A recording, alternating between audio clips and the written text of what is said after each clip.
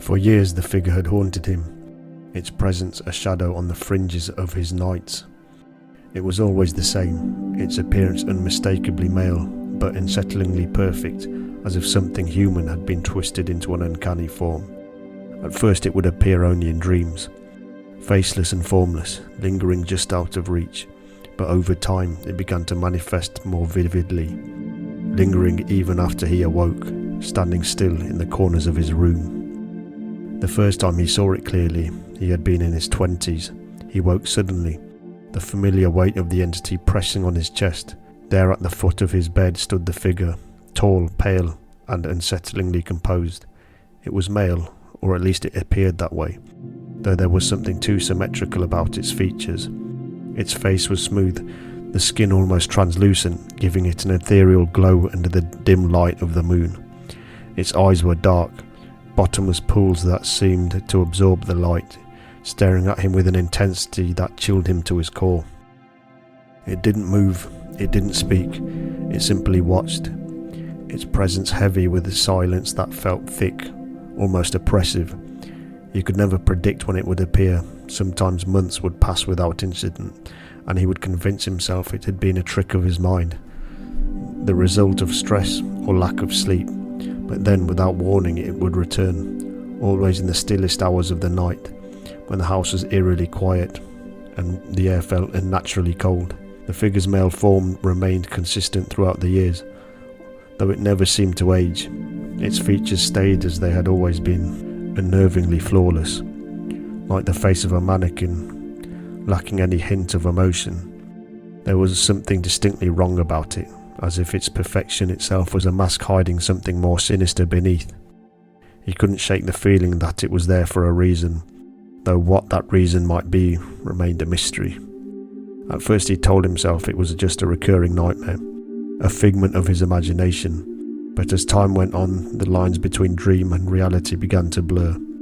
More and more he found himself waking in a cold sweat, unsure if the figure was part of some deep-seated fear, or something far more real. He would sit up in bed, his eyes darting around the room, half expecting to see it standing there, waiting, and then sometimes it was. The figure didn't always appear at the foot of his bed. Sometimes it would be closer, almost hovering over him, its shadow falling over his chest. Other times it would stand by the mirror, its dark eyes trained on him, unmoving. On rare occasions he would catch a glimpse of it in the mirror, just behind his reflection, disappearing as soon as he turned around. Each time its presence seemed to grow heavier, as though it was drawing nearer to some unspoken purpose. What unnerved him most was the silence. There was no malice in the figure's gaze, no threat in its stance. It was simply there, existing in his space, its eyes fixed on him with an intensity that made his skin crawl. But even in its stillness, there was an undercurrent of something darker, something lurking beneath its porcelain-like exterior. He could feel it, a deep primal unease that he couldn't explain.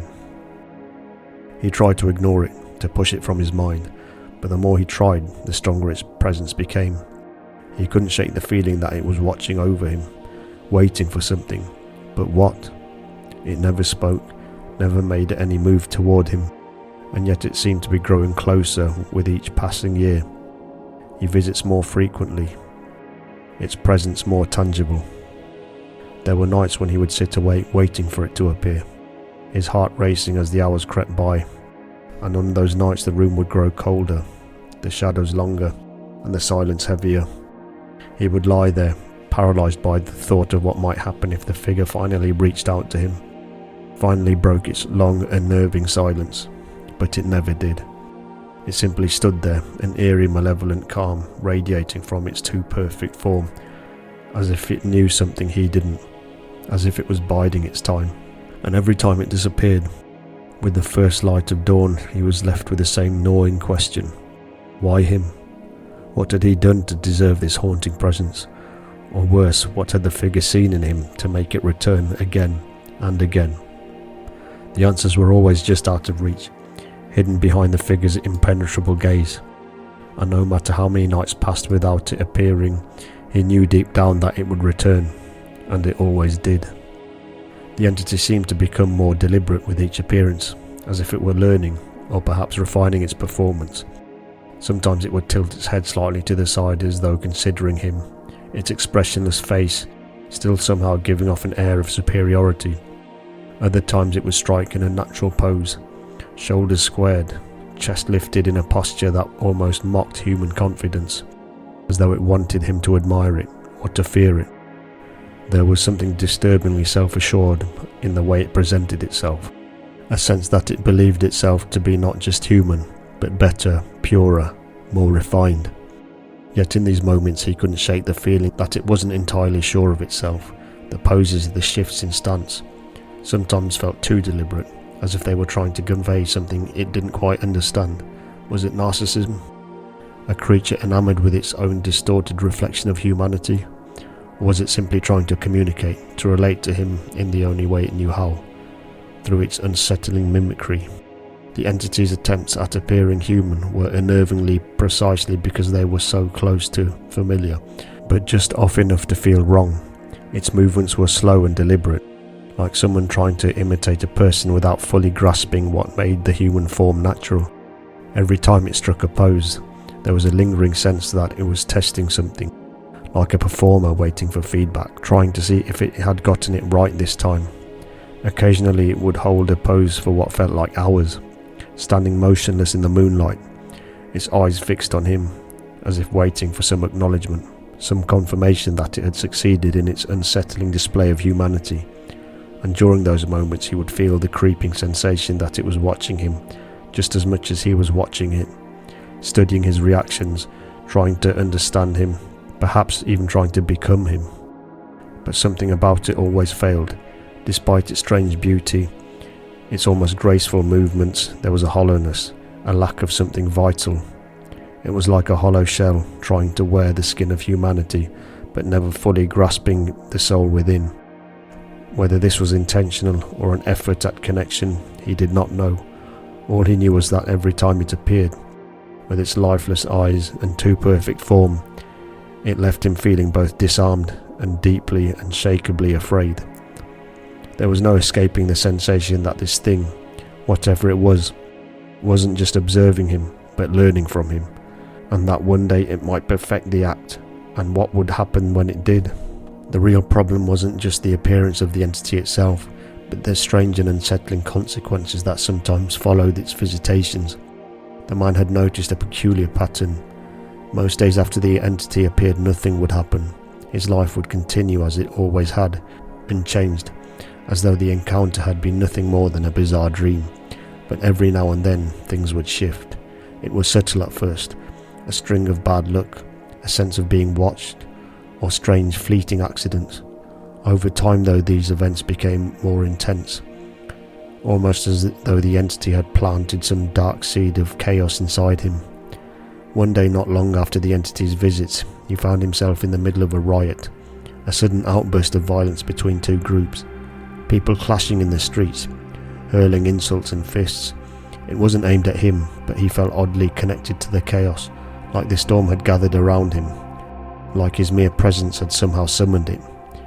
As the fighting raged, he couldn't shake the feeling that the negative energy from the entity had spilled into the world around him, warping it, and in some inexplicable way he felt responsible. There was a darkness that followed him now, a subtle but constant malevolence, like a shadow lurking just beyond its reach. After each visitation he often walked differently, with a heaviness in his step, a different energy coursing through his body. It was as though the entity left a residue in his very being, some invisible mark that changed how others reacted to him. He noticed people keeping their distance more, their eyes darting away nervously when they passed him on the street, or perhaps even crossing to the other side. Conversations would grow tense without reason, tempers would flare in his presence, and sometimes strangers would lash out at one another, as if fueled by some unseen force. This new unnerving energy seemed to extend beyond just physical space. It crept into his mind as well, distorting his perception of events. Was it paranoia? Had the entity infected him with some psychological toxin? He couldn't be sure. What he did know was that, after each encounter, he felt like a conduit for something dark and ancient, something that lingered and spread outward from him, affecting not just his life but the world around him. And yet it was all so elusive. None of these feelings could be proven. There were no direct signs linking him to the unrest, no tangible proof that his presence stirred the unease around him. But he felt it. Deep down in the marrow of his bones, he felt that somehow the entity had imprinted a part of itself onto him. The negativity, the violence, the strangeness that followed. It all seemed to point back to the entity. The line between his paranoia and the entity's influence blurred further each time. How much of it was real? How much was in his mind?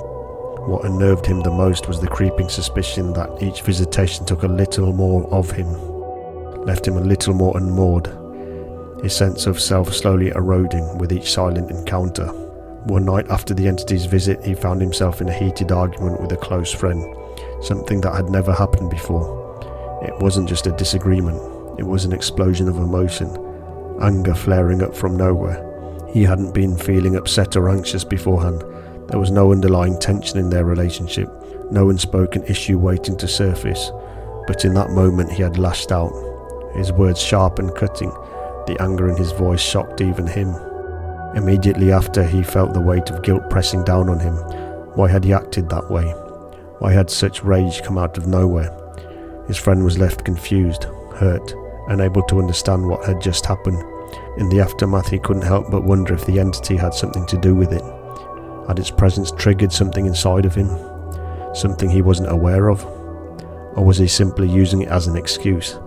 A way to distance himself from his own actions? The unsettling thought gnawed at him. Maybe the entity wasn't directly responsible at all. Maybe it wasn't some external force, but his own mind spinning in the wrong direction. He began to question whether the entity had a convenient outlet for his own unexplained anger and frustration. Each time it appeared, the world felt different, slightly off balance, but could that imbalance have been there all along? In the days that followed, he replayed the confrontation in his mind, trying to pinpoint what had gone wrong. Was it truly the entity that was stirring these emotions in him, or had something darker been brewing beneath the surface for some time?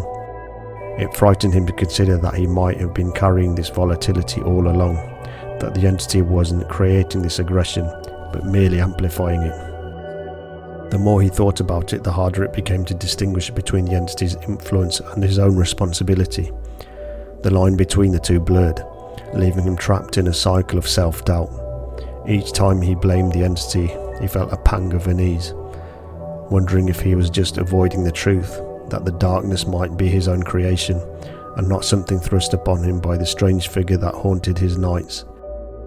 The presence seemed to sense the man's growing suspicion, as though it could detect the shift in his thoughts.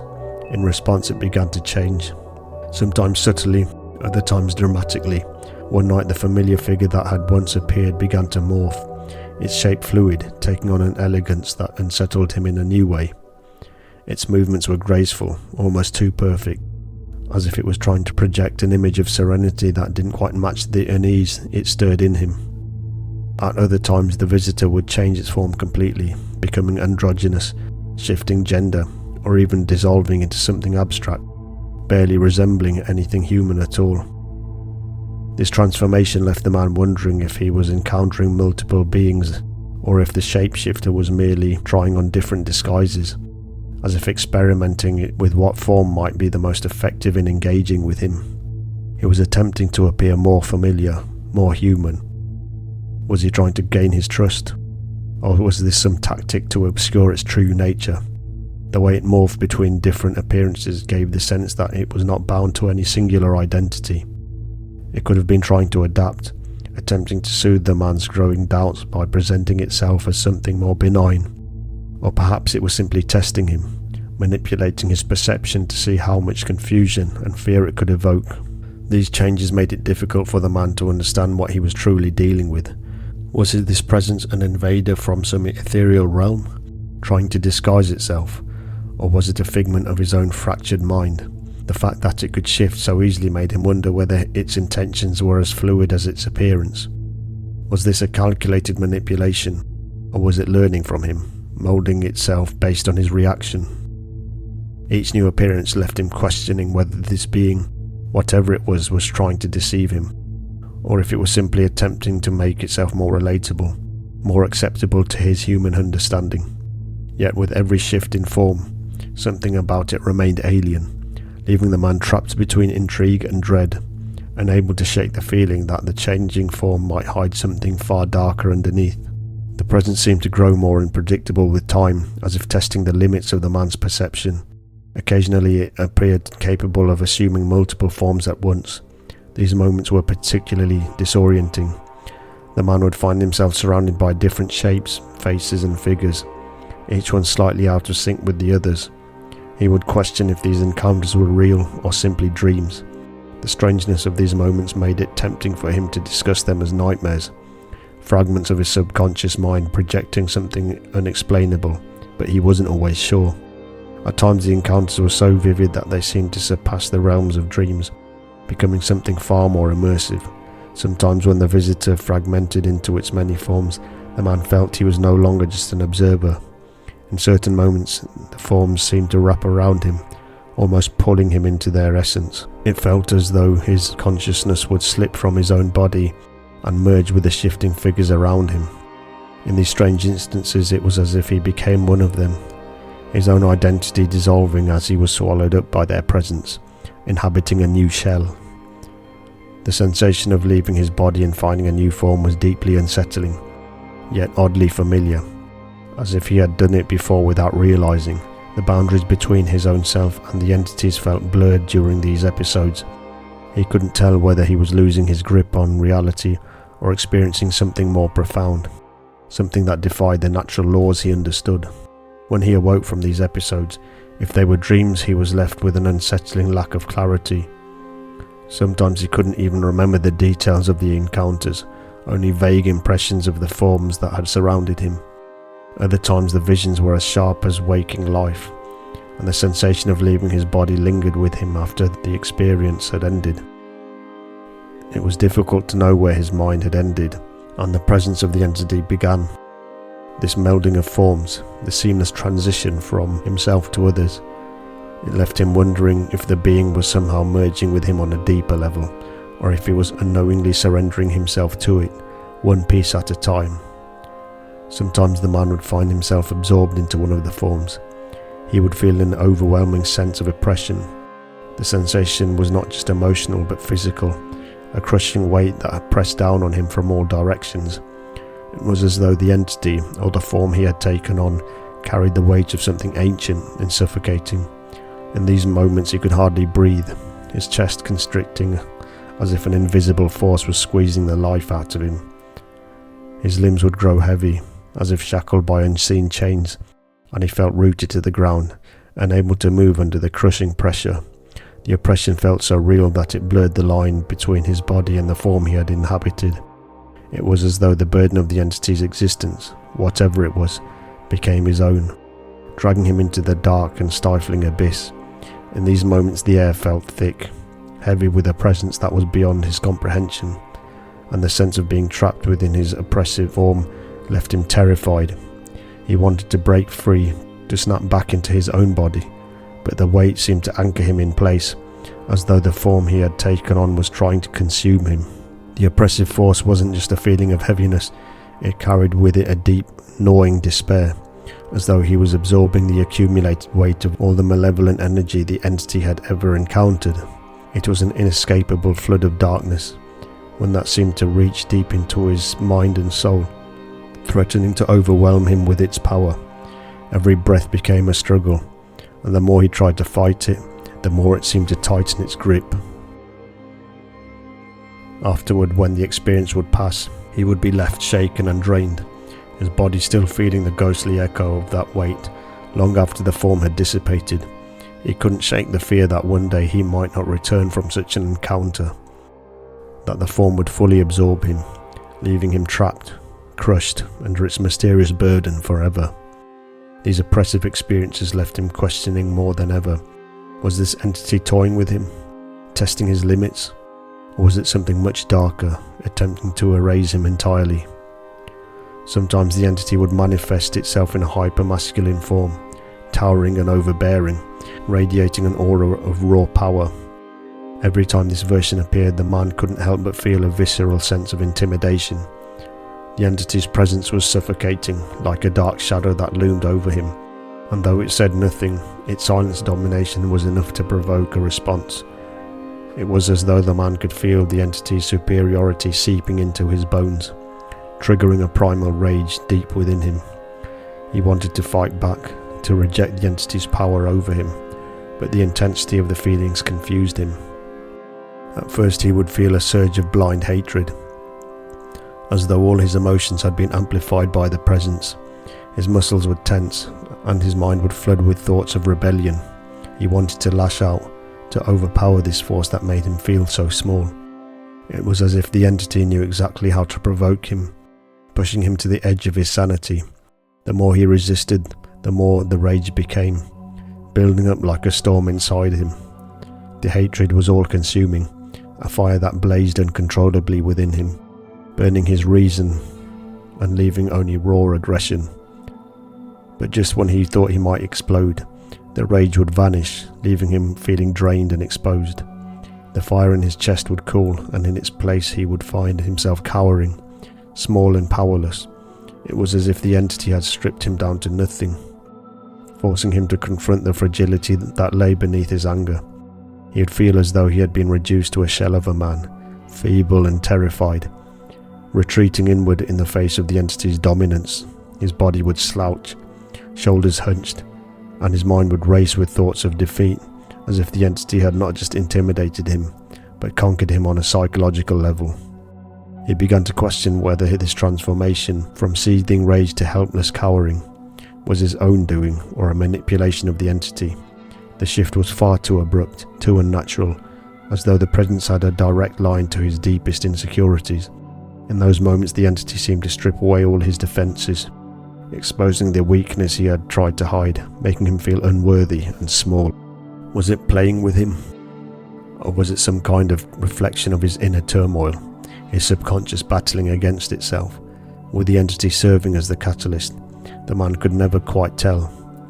All he knew was that the encounter left him rattled, his mind oscillating between anger and fear, strength and weakness, never quite understanding what had just transpired. Each appearance of the hypermasculine form was a test, and each time he felt as though he had failed, leaving him more uncertain than before. The more the man fought, the more he felt himself losing control. Rage surged through his veins, his muscles tensing with the desire to attack, to finally rid himself of the entity's oppressive presence. But with every ounce of fury, a strange paradox took hold. His strength, instead of growing, began to wither. The more desperately he wanted to fight, the more powerless he became, as though the very act of resistance was draining him of his ability to resist at all. Physically it began to manifest. His limbs grew heavy, sinking under the weight of an invisible force. His movement slowed, his fists clenched but unable to strike. The presence was suffocating, like being trapped in a body that no longer obeyed him. His anger, once a burning fire within him, now felt like a burden, pushing him deeper into paralysis. The more he raged, the more the walls closed in around him. Soon his surroundings became hazy, unreal. It was as though he slipped into a dream, one form which he could not awake. The entity watching him with a cold detachment no longer needed to torment him directly. The man's own mind became his prison. He tried to scream, to move, but it was as though his body no longer was his. It was no longer real. He found himself in someone else's form, trapped inside a vessel that did not belong to him, foreign and unresponsive. He tried to grasp at his own thoughts, but they too seemed distant, fragmented. A part of his brain, the part that had always driven him to fight, now worked against him. It was as if his own subconscious had betrayed him, creating this prison, locking him in a place where neither action nor escape was possible. He had been placed into a hinterland of negation, a space between dreams and reality, where the only constant was the inability to wake, to move, or to feel anything but the crushing weight of failure. He realized too late that the more he had tried to fight, the deeper he had sunk. The harder he had pushed, the more firmly he had trapped himself in this limbo. Now there was nothing left but stillness, a vast empty nothingness where his rage had once burnt bright. He was adrift in a place that neither belonged to the waking nor to the dreams, forever bound to a body that was no longer his own, and a mind that would no longer let him escape. The harder he fought to anchor himself, to define who he was, the more elusive it became. His image flickered from one shape to another, sometimes merging with the entity, sometimes opposing it, but always caught in a cycle that he could not escape. He was perpetually out of sync with his own body, his mind fractured into pieces that refused to come together. The entity, or perhaps entities, seemed to mock him by mirroring his forms. It watched with indifference as he grappled with his own multiplicity, his own existence. The man wondered in his fleeting moments of clarity if this endless division was a form of punishment, a reflection of his inner turmoil. He felt himself fading, becoming less human with each passing moment. The forms he took were mere echoes, empty shells that no longer contained his essence. He longed to break free, but the more he tried, the further the pieces of himself drifted apart. He was now a prisoner, not only of the entity, but of his own fractured identity, caught in a mental prison that extended into every part of his being. It was as if the very core of his consciousness had turned against him, placing him in this state of perpetual negation, where freedom was always just out of reach. In this strange, never-waking dream, he felt himself slipping into someone else's body, someone else's life. His own sense of self was dissolving, consumed by the oppressive weight of his fragmented mind. He could no longer tell where he ended and where the entity, or whatever it was, began.